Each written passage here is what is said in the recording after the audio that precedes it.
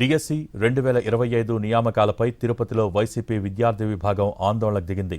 SV యూనివర్సిటీలోని Ambedkar విగ్రహం దగ్గర నిరసన కార్యక్రమం చేపట్టింది. డిఎస్సి 2025 పరీక్షల్లో తీవ్రమైన అక్రమాలు జరిగాయని, ఈ వ్యవహారంపై వెంటనే సిబిఐ విచారణ జరిపించాలని విద్యార్థులు డిమాండ్ చేశారు. ఒక్కో డిఎస్సి పోస్టును 15 లక్షల నుంచి 20 లక్షల రూపాయలకు వేలం వేసి అమ్ముకున్నారని భూమన కరుణాకర్ రెడ్డి మండిపడ్డారు. SAAP chairman Ravi Naidu sports quota పోస్టులను లక్షలకు అమ్ముకున్నారని ఆరోపించారు. ఎస్సీ ఎస్టీ అభ్యర్థులకు ఓపెన్ కటాఫ్ పోస్టుల్లో అన్యాయం చేశారని ఫైర్ అయ్యారు. 3.5 లక్షల మంది నిరుద్యోగుల జీవితాలతో ప్రభుత్వం ఆటలాడుకుంటోందని, ఇందులో పెద్ద కుట్ర దాగి ఉందని ఆగ్రహం వ్యక్తం చేశారు. అంత పారదర్శకంగా జరిగితే సిబిఐ విచారణకు సర్కార్ ఎందుకు భయపడుతోందో సమాధానం చెప్పాలన్నారు.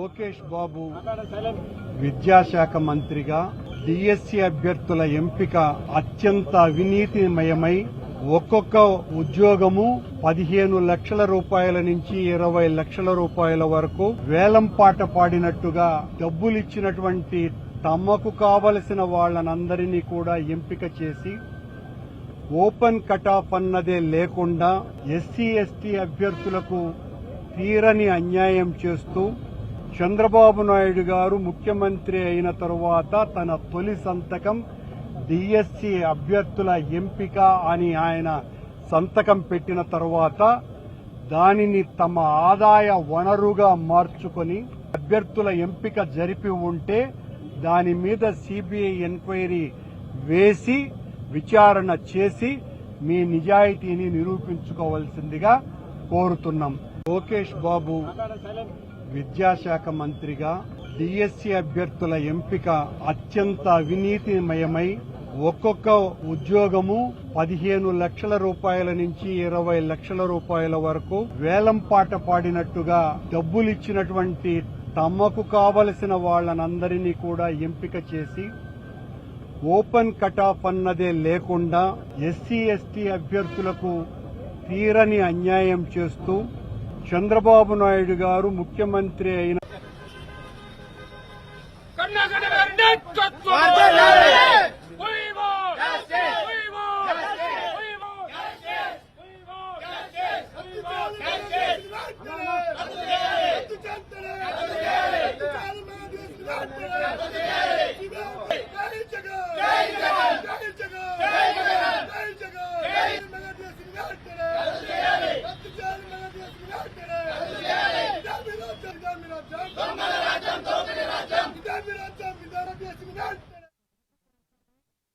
సిబిఐ విచారణ జరిపించాలి, లేదంటే కనుక హైకోర్టు సిట్టింగ్ జడ్జితో విచారణ జరిపించాలని చెప్పి డిమాండ్ని రాష్ట్ర ప్రభుత్వం వినట్లేదు. కాబట్టి ఈరోజు అంబేద్కర్ గారికి మొరపెట్టుకోవడం జరిగింది.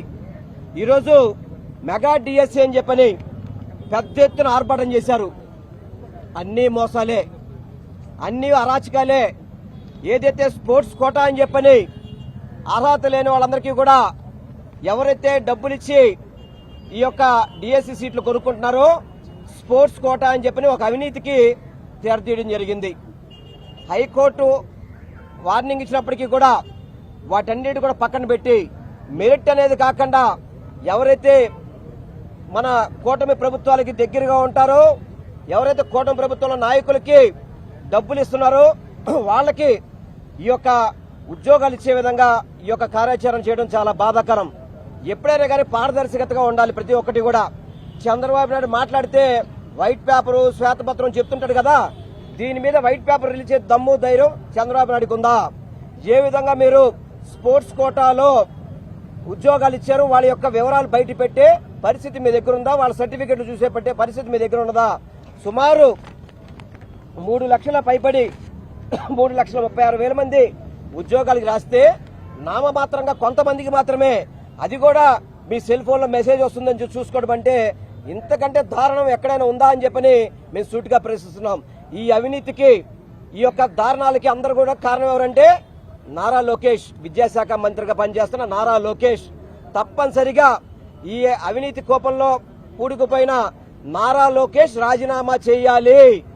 నారా లోకేష్ అనే వ్యక్తి విద్యాశాఖ మంత్రిగా విద్యాశాఖకి కళంకితం తీసుకొచ్చారని చెప్పని మీ ద్వారా మేము తెలియపరచుకుంటూ తప్పకుండా ఈ యొక్క మెగా డిఎస్సి మీద సిబిఐ విచారణ జరిపించాలని వైఎస్ఆర్ కాంగ్రెస్ పార్టీ డిమాండ్ చేస్తుంది. అందరికీ నమస్కారం.